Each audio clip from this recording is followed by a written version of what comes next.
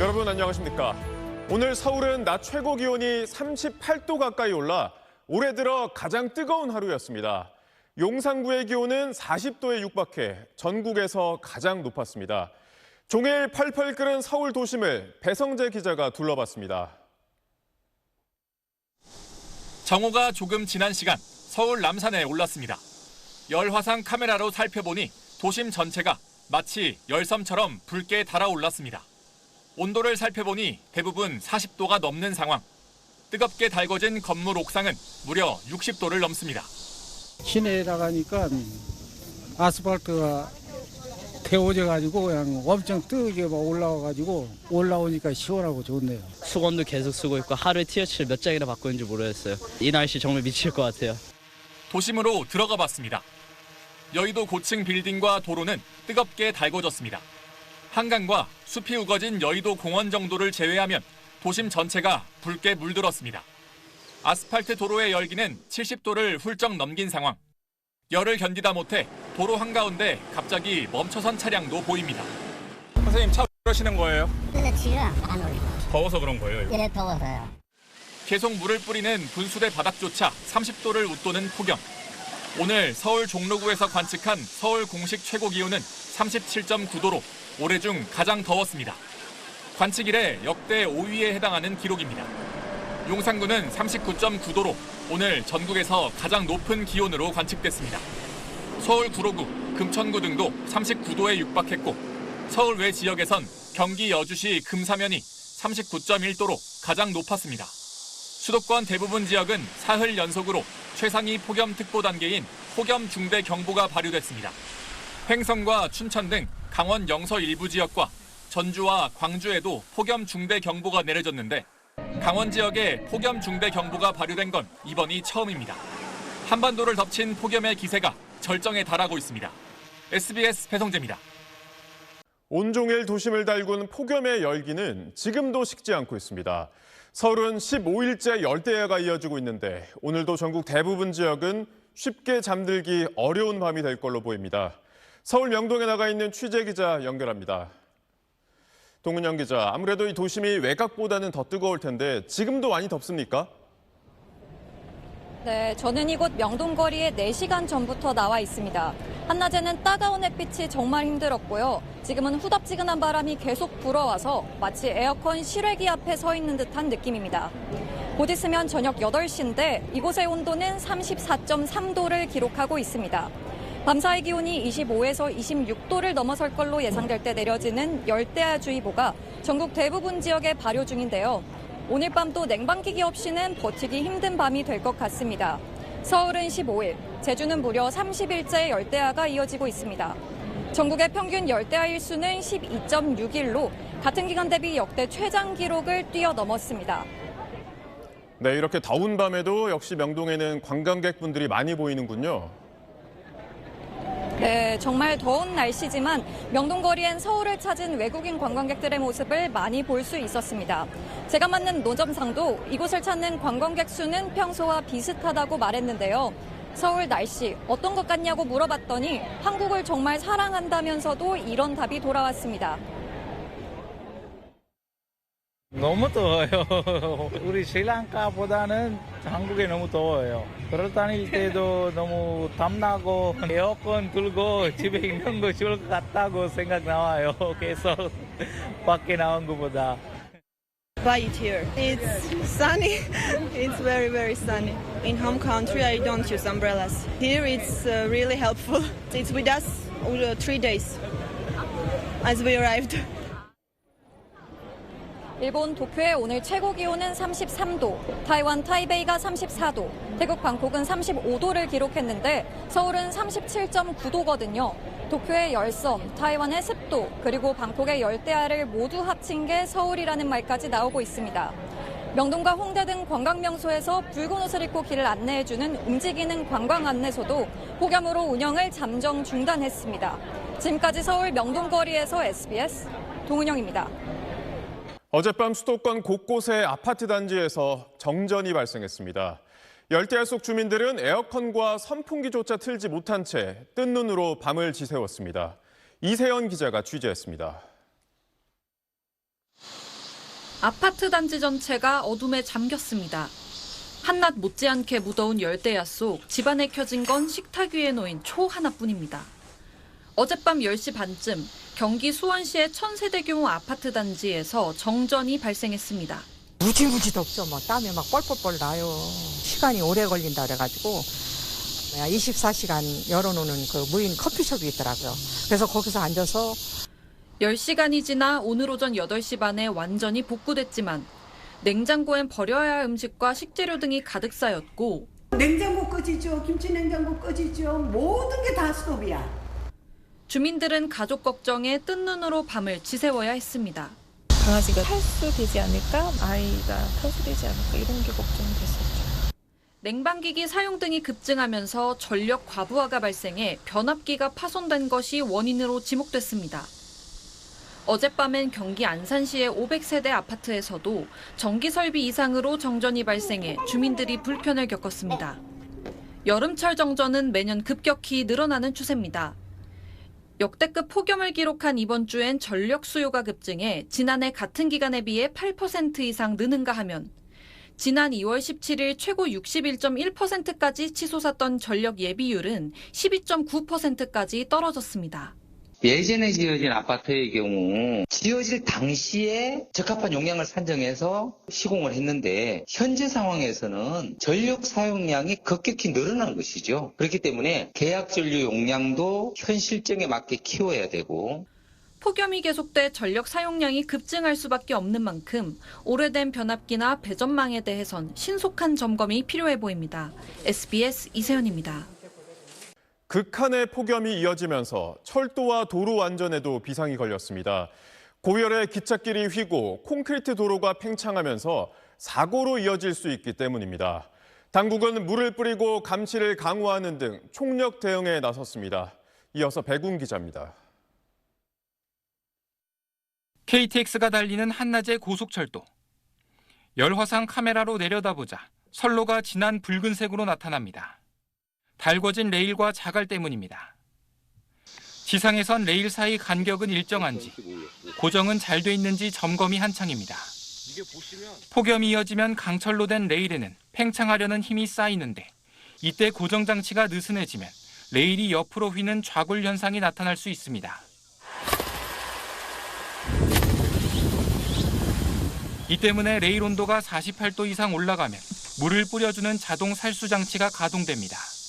이런 자동 살수 장치는 올해에만 142곳에 추가돼 전국 599곳에서 운영되고 있습니다. 지금 한 5도에서 10도 정도 이제 다운이 되고요.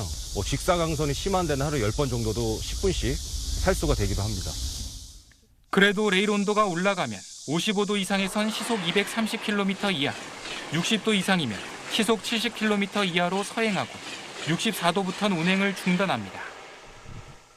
고속도로에 깔린 콘크리트도 장기간 폭염이 지속되면 팽창합니다.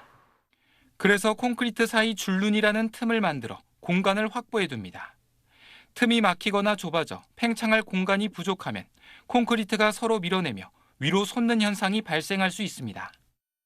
지난 2018년 여름에는 8건의 포장 소음이 발생해 사고까지 이어지기도 했습니다. 한국도로공사는 취약 구간 등에 응력 완화 줄눈을 시공하고 전용 차량을 동원해 도로 감시에 나섰습니다. 여유 공간이 없어진 구간에 100mm 폭의 이제 추가 공간을 제공하는 것입니다. 줄눈 협착들을 자동으로 이렇게 조사할 수 있는 장비를 이용해서 위험 구간들을 사전에 이제 탐지를 하고 또 시공 단계부터 콘크리트 팽창을 억제하는 공법을 도입하는 등 매년 극한으로 치닫는 폭염에 맞서 대응책을 고심하고 있습니다. SBS 백운입니다. 이재명 대통령은 이번 폭염을 사실상 국가적 기후재난으로 규정했습니다. 쪽반촌 주민과 야외 노동자 등 폭염에 취약한 국민들의 인명피해가 없도록 행정력을 집중하라고 강조했습니다. 또 전력망과 폭염 대응시설 같은 인프라 개선도 지시했습니다. 보도에 강청환 기자입니다. 오늘 청와대에서 수석 보좌관회의를 주재한 이재명 대통령. 지금은 사실상 국가적인 기후 재난 상황입니다. 초유의 폭염이 국민 삶을 크게 위협하고 있다며 범정부 차원의 총력 대응을 지시했습니다. 그 어느 때보다 높은 긴장감을 가지고 정책 대응의 수준과 범위, 속도를 최대치로 끌어올려야 되겠습니다. 이 대통령은 최우선 과제는 국민의 생명과 안전을 지키는 일이라며 특히 고시원, 쪽방촌 거주민이나 공사 현장, 농어촌 등에서 일하는 야외 노동자들의 안전을 위해 행정력을 집중하라고 강조했습니다. 어디에 살고 또 어디에서 일을 하느냐에 따라 국민의 생사가 좌우되는 일이 생겨서는 안 되겠습니다. 뉴노멀, 즉 새로운 일상이 된 기후 재난 상황에 맞춰 주거, 용수시설, 전력망, 폭염 대응시설 같은 관련 인프라 개선도 주문했습니다.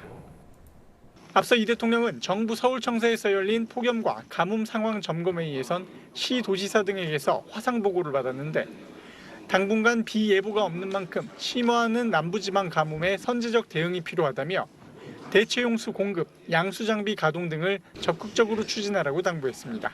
SBS 강청원입니다. 내일은 가을이 시작된다는 입추지만 폭염은 절정에 달할 걸로 예보됐습니다.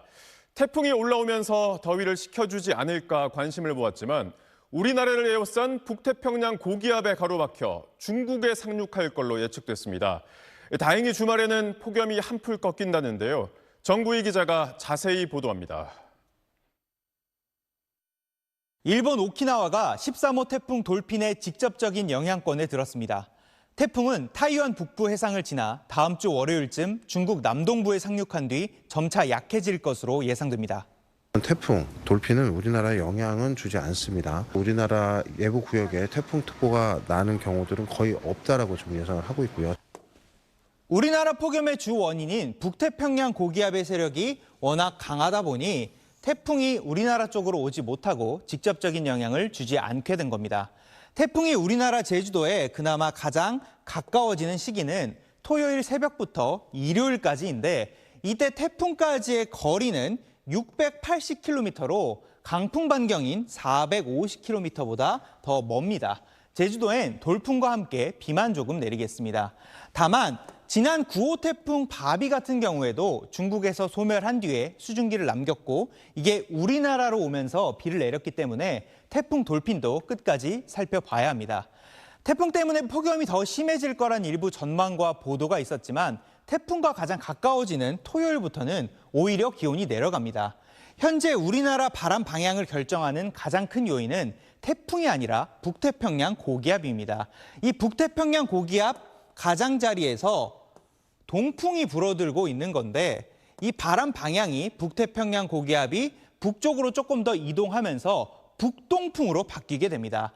이 북동풍은 북쪽에 찬 공기를 몰고 오는데 이 차가운 공기가 한반도에 자리 잡은 습하고 더운 공기와 충돌하면서 강원과 경북 북부 동해안에는 이번 주말 동안 비가 내릴 전망입니다. 강원 동해안에는 호우특보 수준인 최대 120mm의 비가 내릴 걸로 예상됩니다. 서울을 비롯한 서쪽 지역은 내일 최고 기온 39도로 이번 더위의 절정을 찍은 뒤 토요일엔 35도로 기온이 하락할 것으로 예측됐습니다. 폭염 중대경보는 해제될 수 있지만 극한의 더위가 잠시 물러갈 뿐 폭염 경보 수준인 체감온도 35도 안팎의 무더위는 다음 주까지도 지속됩니다. SBS 정구희입니다.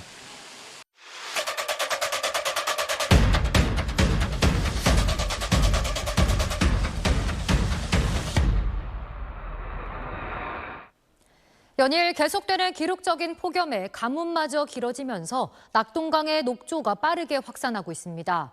시민들의 식수원까지 위협할 정도로 심각한 상황입니다. 김수윤 기자가 현장 취재했습니다. 낙동강 하류에 위치한 부산 삼락생태공원 수상 레포츠타운. 선박 계류장 곳곳이 짙은 녹색 알갱이로 뒤덮였습니다. 이렇게 제가 직접 강물을 떠봤는데요. 마치 카페에서 판매하는 말차 라떼를 보는 것 같습니다. 삼락생태공원 지점에선 유해남조류 세포수가 밀리리터당 2만 개를 두 차례 연속 넘어서며 조류경보 관심 단계가 발령됐습니다. 공원 곳곳엔 수상레저 활동과 어패류 채취 등을 자제해달라는 현수막이 내걸렸습니다. 매년 이맘때쯤이면 카약 같은 이런 수상 레저 스포츠가 활발해야 할 공간이지만 지금은 녹조 때문에 사실상 운영을 멈췄습니다. 녹조 때문에 지금 우리가 체험을 중단하고 있습니다. 그래 시민들이 활용할 수 있게 녹조가 빨리 없어졌으면 좋을 듯 싶습니다.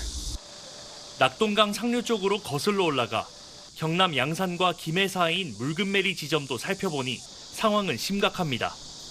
지난 3일 기준 유해남조류 개체수는 일주일 만에 11배가 급증해 관심 단계가 발령됐습니다. 비도 계속 안 오고 있어서 녹조가 지금 상황이 되게 작년보다 심각한 것 같습니다. 전문가들은 폭염으로 낙동강 수온이 높아진 데다 가뭄으로 유속까지 느려지면서 녹조가 번식하기 좋은 환경이 만들어졌다고 분석합니다.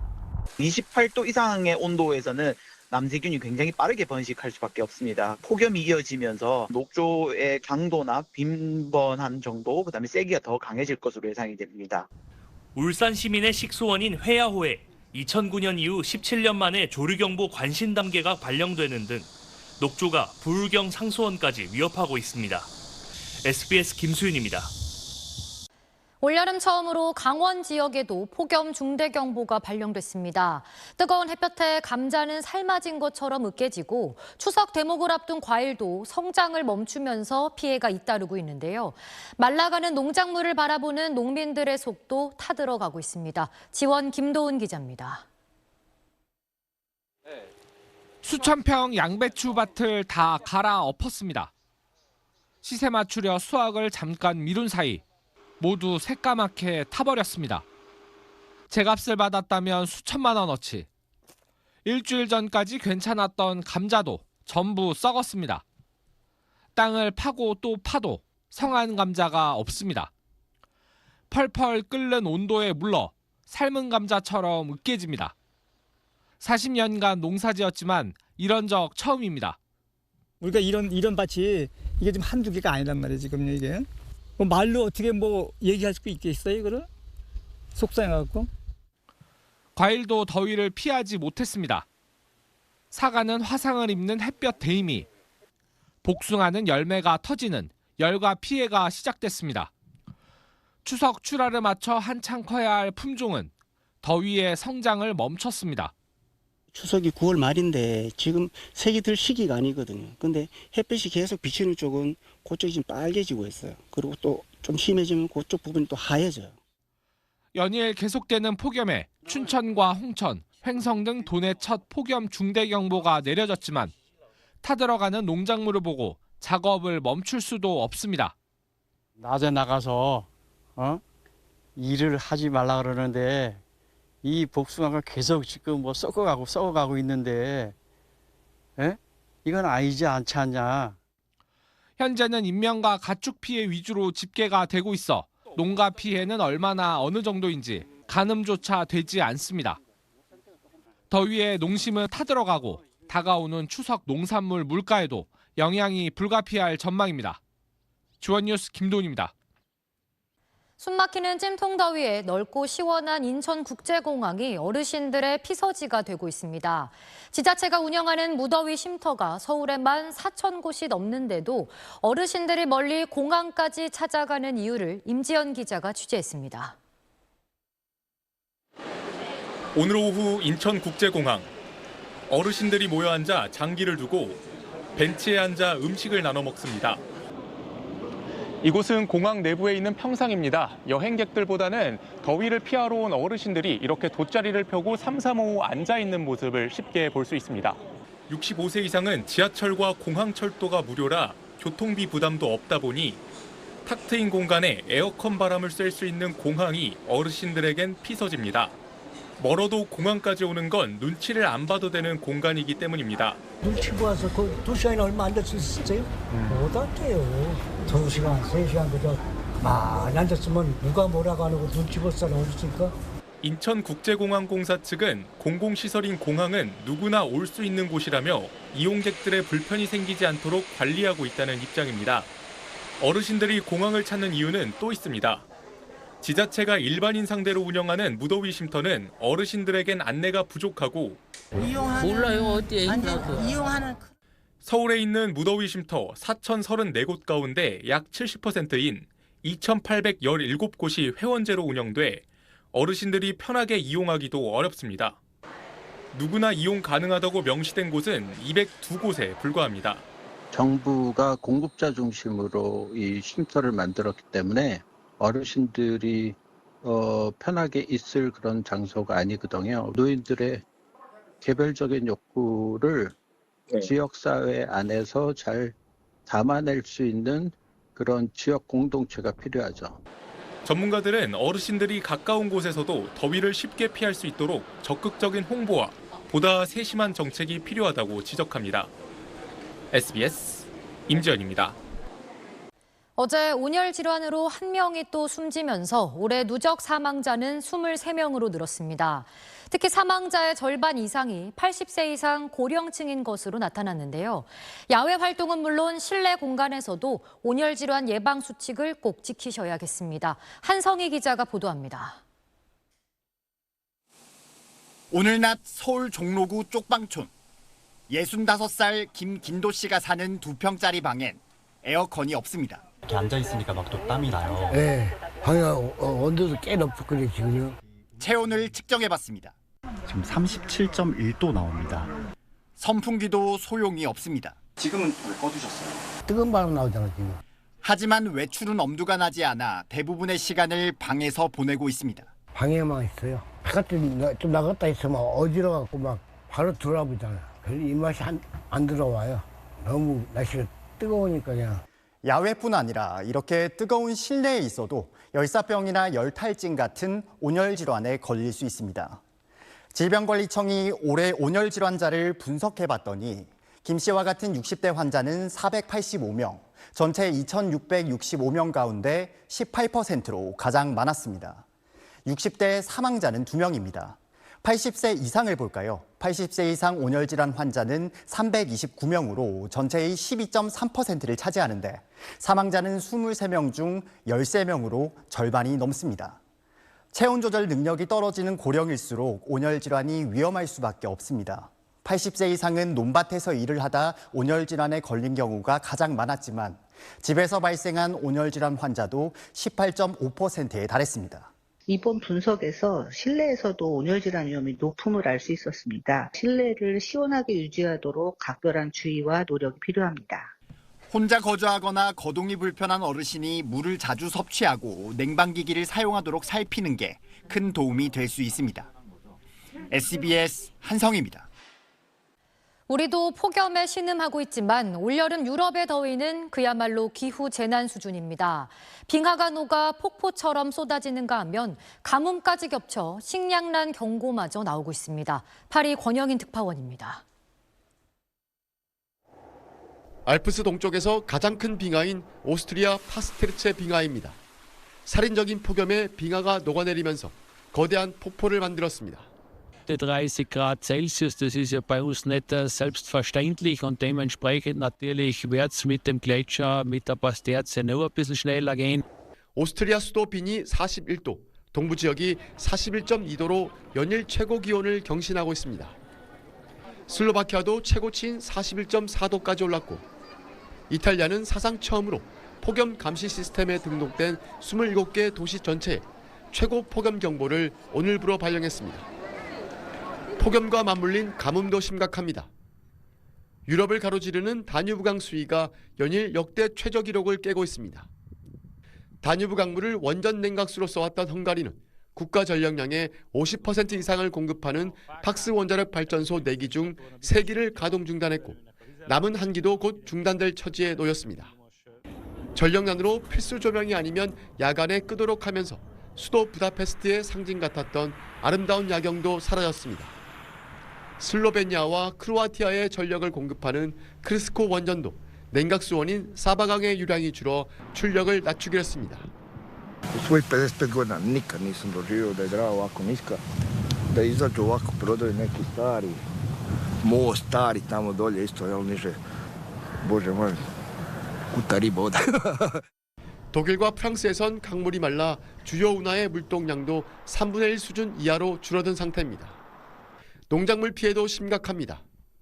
전국 절반이 급속히 발생한 돌발 가뭄 상태라고 선포한 영국의 경우 곡물 수확량이 관련 통계가 만들어진 1984년 이후 최저치가 될 거란 전망이 나옵니다.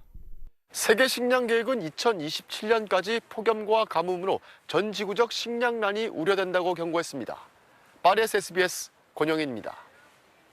오늘 서울시가 부동산 토론회를 열었는데 정부의 부동산 세제 개편안에 대한 성토가 쏟아졌습니다. 20대 직장인은 겨우 얻은 월세집도 언제 집주인이 들어와 살겠다고 할지 불안하다고 했고, 부동산 중개인들은 정부가 집값은 못 잡고 전월세만 올렸다고 비판했습니다. 윤나라 기자가 보도합니다. 시민과 공인중개사, 전문가 등 50여 명이 참석한 서울시 부동산 정책 토론회. 참석자들은 정부의 세제 개편안이 전월세 시장에 미칠 영향을 충분히 고려하지 않았다고 입을 모았습니다.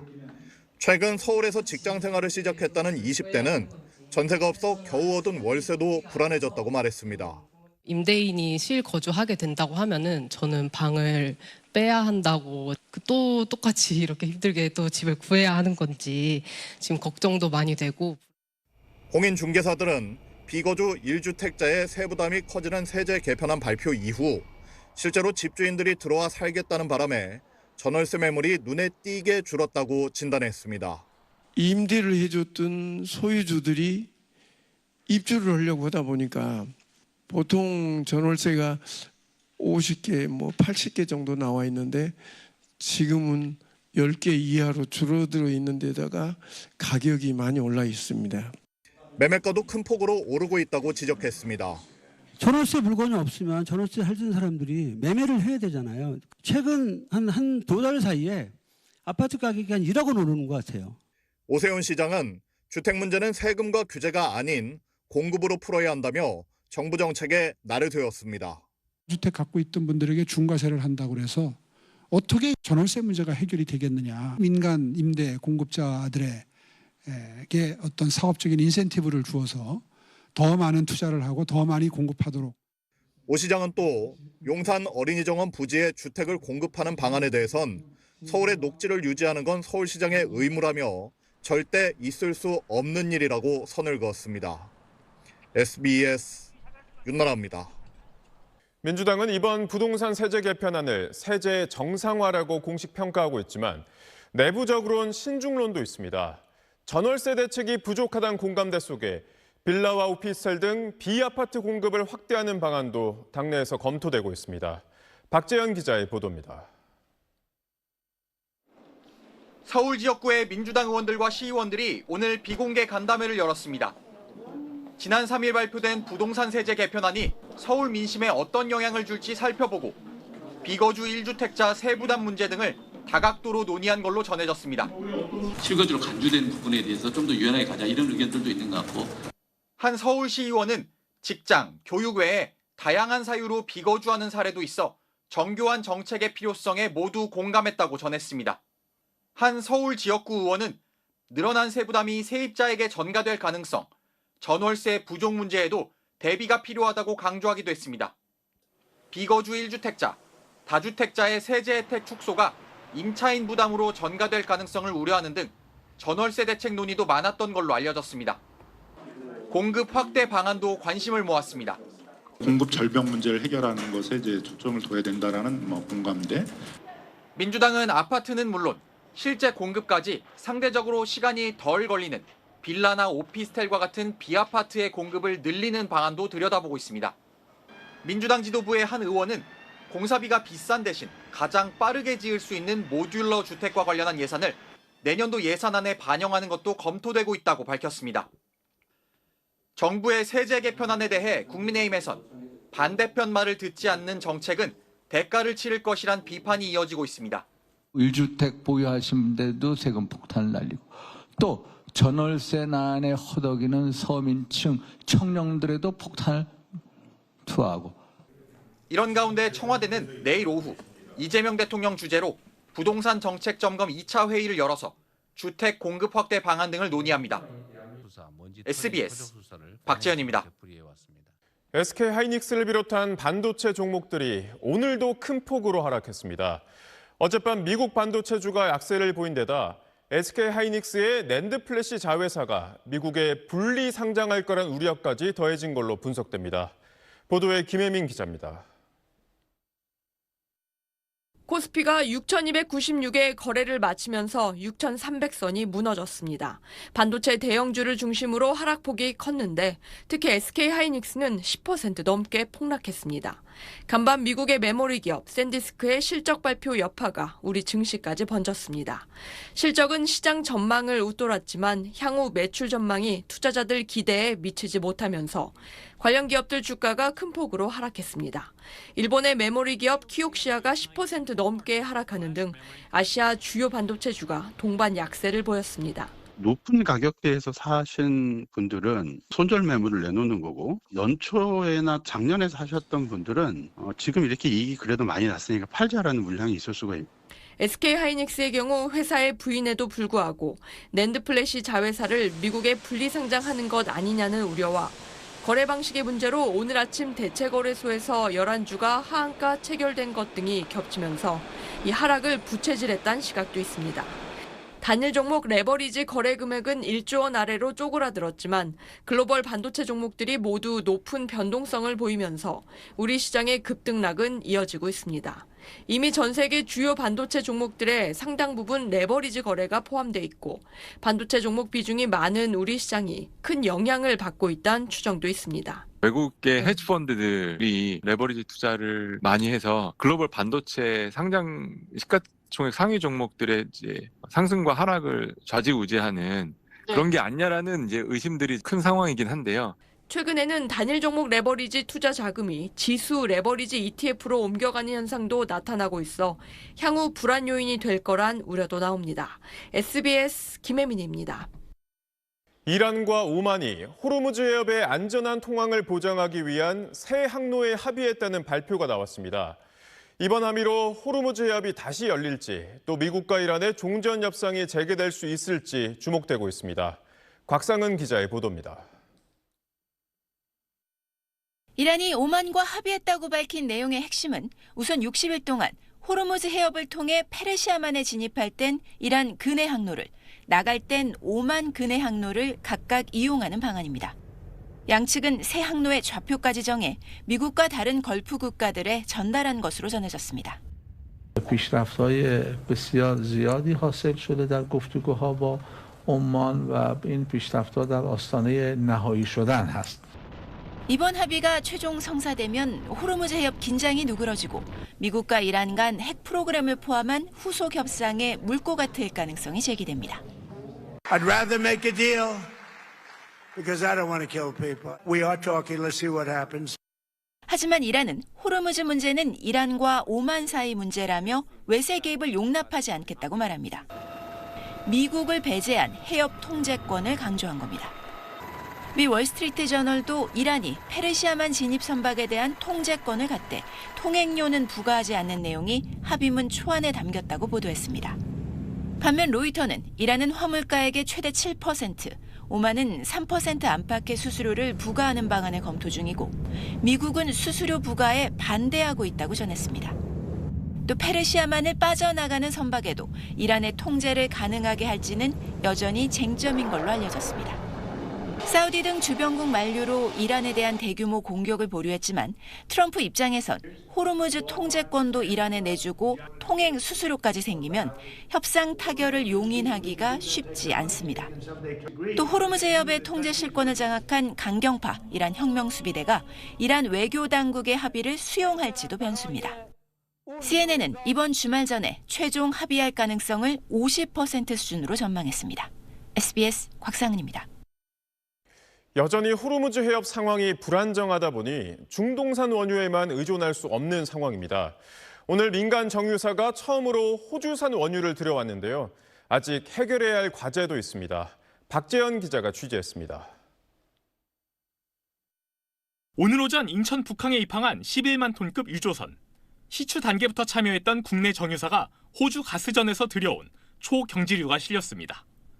이 배에 실려있는 30만 배럴 분량의 초경지류는 파이프를 통해 저장 장소로 옮겨진 뒤 정제 과정을 거치게 됩니다. 민간 업체가 생산한 초경지류가 국내로 들어온 건 이번이 처음입니다.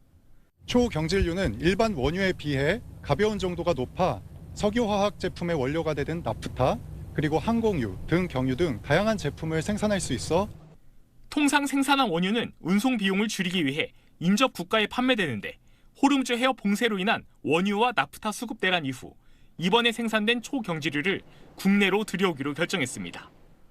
수급 다변화가 진행되고 있지만 아직 중동산 원유 비중은 60%를 훌쩍 넘습니다.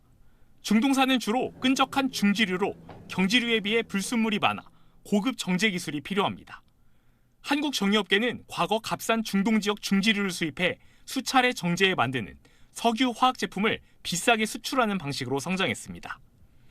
그렇다 보니 상당수 시설이 중지류 정제에 맞춰져 있는데 북미 지역과 유럽산, 호주산 원유 대부분은 경지류이기 때문에 대량 도입이 쉽지 않습니다. 그 원유에 최적화되어 있지 않은 원유를 돌렸을 때 경제성이 떨어진다는 거고요. 그러면 이 가격 경쟁력이 사실상 중국이나 일본에서 만든 것보다 더 떨어질 거기 때문에 더 많은 경지류 도입을 위해 시설을 새로 정비하려면 수개월의 시간과 많게는 수조 원대 비용이 발생할 걸로 업계는 추산합니다. 전문가들은 공급 다변화와 함께 정유업계의 시설 개선을 유도할 수 있는 정책적 접근도 필요하다고 조언합니다. SBS 박지연입니다. 어제 템플스테이 예산 실태에 이어 오늘은 종교문화시설 건립 사업을 집중 취재했습니다. 명상관이나 문화센터 등을 사차례 지어주는 사업으로 최근 10년간 투입된 세금만 3천억 원이 넘는데요. 이 막대한 예산이 들어간 이 시설들이 제 역할을 하고 있는지 장민성, 이현정 두 기자가 취재했습니다. 충북 청주 능인정사. 마당을 사이에 두고 2층짜리 MG 복합문화센터 공사가 한창입니다. 청년층 스트레스 해소를 명목으로 국비와 지방비를 합쳐 9억 원을 지원받았습니다. 그런데 맞은편에 또 다른 건물, 불이 꺼져 있습니다. 여기가 체험관이고. 6년 전 세금 5억 원을 들여 지은 전통문화 체험관인데 올해는 사실상 개점 휴업 상태입니다. 사찰 측은 공사 안전 때문에 운영하지 않고 있다고 해명했지만 현장에선 수요가 없는 어려움을 토로합니다. 단체로 오는 아이들 사실은 없어요. 이게 한두 명 와가지고는 할 수가 없는데 적어도 10명 이상이 와야지 이게 교보가 되거든요. 사찰 측은 새 MG센터는 청소년 프로그램으로 기존 체험관과 차별화하겠다는 입장입니다. 관할 지자체인 청주시청은 수요조사나 구체적인 운영 계획을 제출받지 않았다며 제대로 운영되는지 점검하겠다고 밝혔습니다. 충남 아산의 인취사. 딱 봐도 닫혀 있어요. 올해 초 세금 8억 원을 지원받아 명상수련원을 지었습니다. 내부엔 책상과 의자가 여러 개 배치되어 있는데 정작 명상 프로그램은 운영되고 있지 않습니다. 저희가 지금 현재는 의대학 그림 공부하고 금강경기도 하고 명상 수업은 현재는 없습니다. 단체 방문객이 꾸준히 오지 않는 이상 정기 명상 프로그램은 어렵다고 설명합니다. 관할 아산시청은 사찰의 운영 상황을 세세하게 알진 못한다며 건립 목적에 맞게 쓰이고 있는지 살펴보겠다고 밝혔습니다.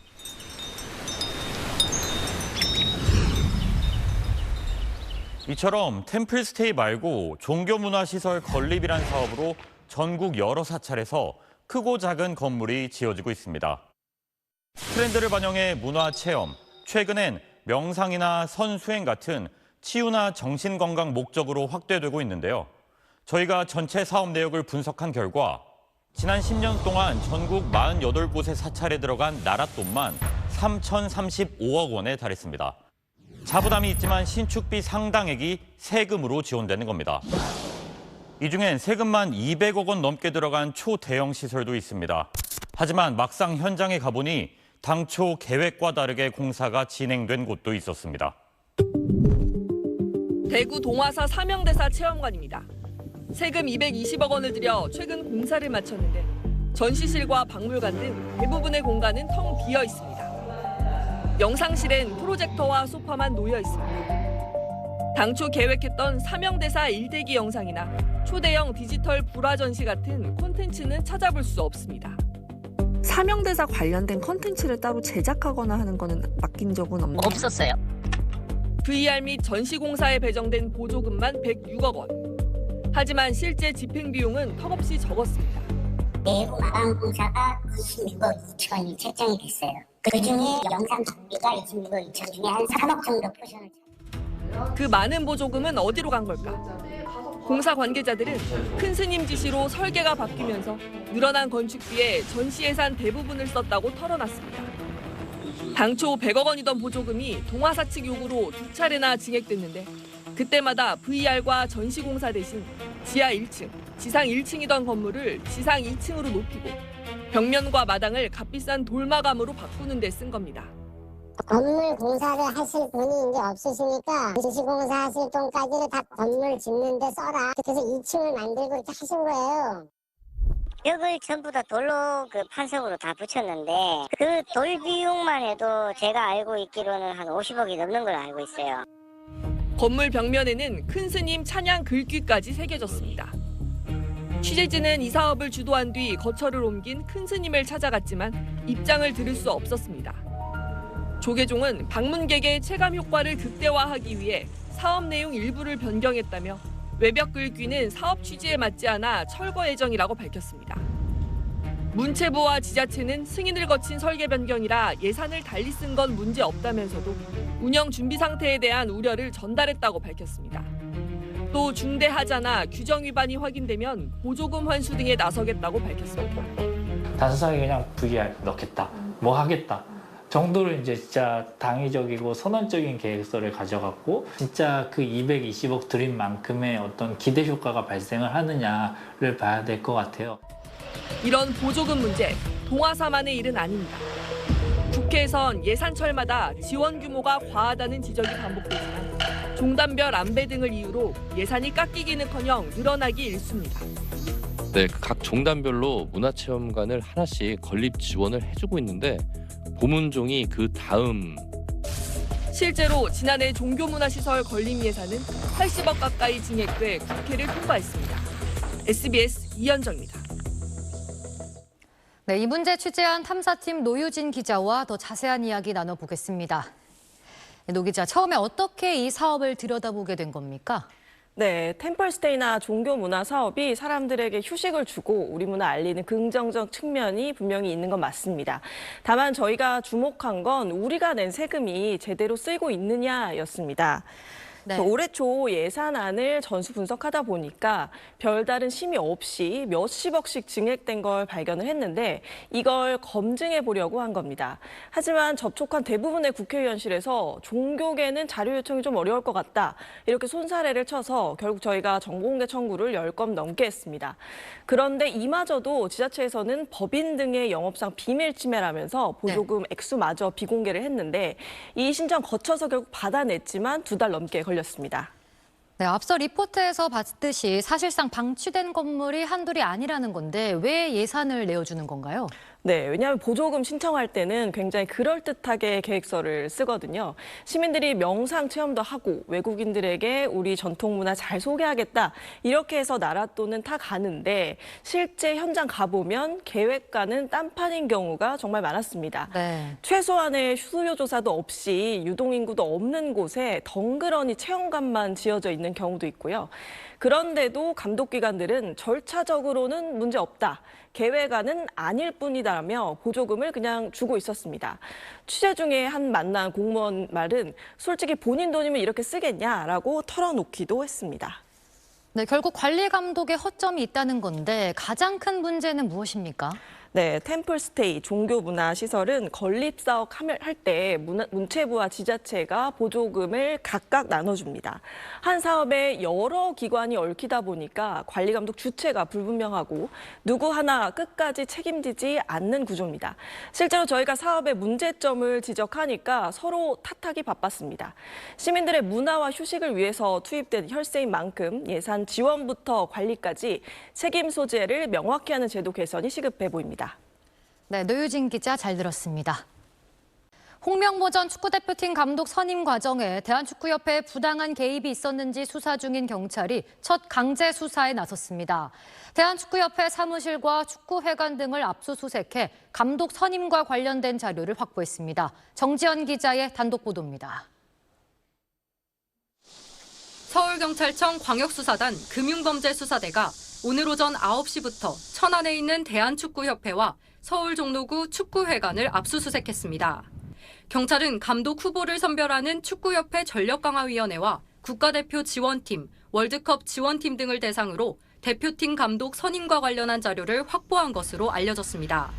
수사팀은 특히 축구협회 PC에 보관된 내부 자료 확보와 함께 협회 관계자들의 휴대전화도 포렌식한 것으로 전해졌습니다. 압수수색 영장엔 업무방해 등 혐의가 적시됐습니다. 경찰은 확보한 자료를 토대로 홍명보 전 감독이 지난 2024년 대표팀 감독으로 선임되는 과정에 정몽규 당시 축구협회장과 이임생 당시 기술총괄이사 등이 전력강화위원회와 이사회의 결정에 부당하게 개입했는지 등을 확인할 방침입니다. 경찰은 그제 홍 전 감독을 피의자 신분으로 처음 비공개 소환해 조사했는데 지난달 30일 국회 청문회에 나온 홍 전 감독은 감독 선임 과정에 특혜는 없었다고 주장했습니다. 사과의 말씀 하실 생각 없습니까? 집 앞에서 만났다고 해서 어떤 특혜나 어떤 이익을 요구한 적은 한 번도 없습니다.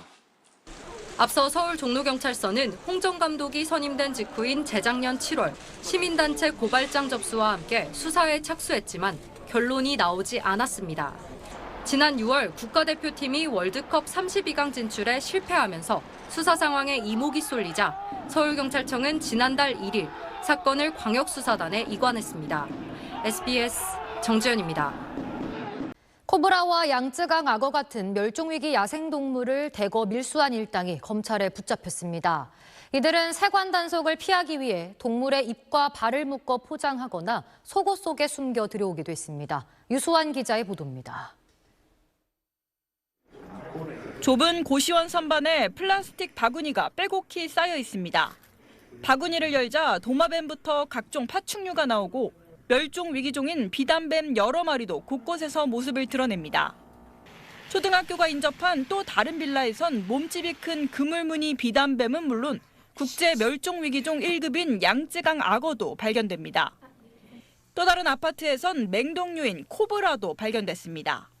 검찰은 지난 2023년 11월부터 이듬해 8월까지 인도네시아와 베트남, 태국 등에서 14차례에 걸쳐 야생동물 200마리를 몰래 들여와 판매한 일당을 붙잡았습니다.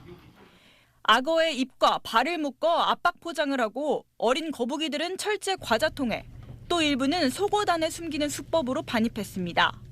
이 과정에서 죽은 멸종위기 동물도 다수였던 걸로 검찰은 보고 있습니다. 이들은 인터넷 파충류 카페에서 인형, 피규어라는 은어로 판매했는데 한 마리당 수십만 원에서 수천만 원까지 거래됐습니다. 재작년 8월 바다악어 사체가 사천에서 발견돼 논란이 됐는데 사건의 배후에 이 일당이 있었습니다. 최근 여수 소양천에서 악어가 발견되었거나 양주에서 뱀이 집에 침입하였다는 등 이런 야생생물 출몰 사태가 발생하고 있는데 그 배후에 밀수 조직이 있다는 점을 확인해서 검찰이 압수한 야생동물 95마리는 모두 이곳 충남 서천의 국립생태원에서 보호 중입니다. 보시는 것처럼 양쯔강 악어 같은 멸종 위기종도 40마리나 포함됐습니다. 검찰은 20대 총책을 구속했고 공범 4명을 붙잡아 재판에 넘겼습니다. SBS 유수환입니다. 원달러 환율이 오늘 장중 1,410원대까지 떨어졌습니다. 지난해 10월 1,399원대를 기록한 이후 10개월여 만에 최저 수준입니다. 이란과 오만이 호르무즈 재개방을 위한 임시 합의를 마무리하고 있다는 소식에 국제유가가 하락한 영향과 함께 SK하이닉스의 미국 주식 예탁 증서 상장에 따른 달러 유입, 일본 엔화 강세도 환율 하락을 이끈 것으로 분석됩니다. 북한이 오늘 오후 5시쯤 강원도 원산 일대에서 동해상으로 단거리 탄도미사일 한 발을 쐈다고 합동참모본부가 밝혔습니다. 북한의 탄도미사일 발사는 42일 만으로 올해 들어 10번째입니다. 이번 발사는 이달 중 열릴 한미훈련 을지 자유의 방패를 앞두고 이루어졌습니다. 국가안보실은 긴급회의를 열고 도발을 즉각 중단하라고 촉구했습니다.